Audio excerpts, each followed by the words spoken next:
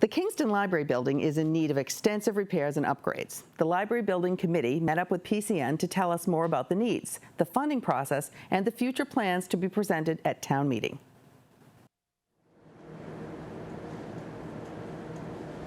They're hard to catch.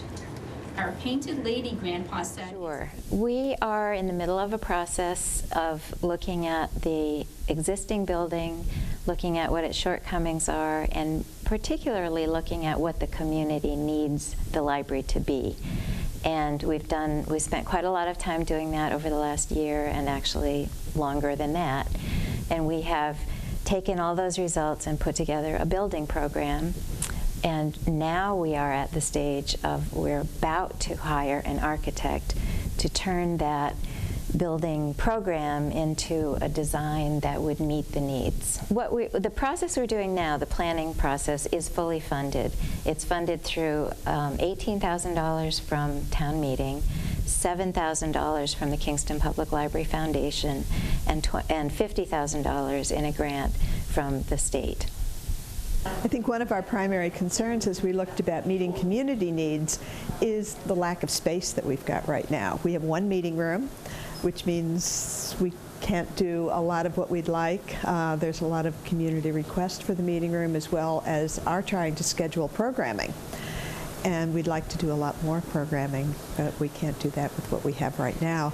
The other issue is the library's used a lot for tutoring in the community. It's a safe place where tutors can meet with children. They know they're in a chaperoned environment.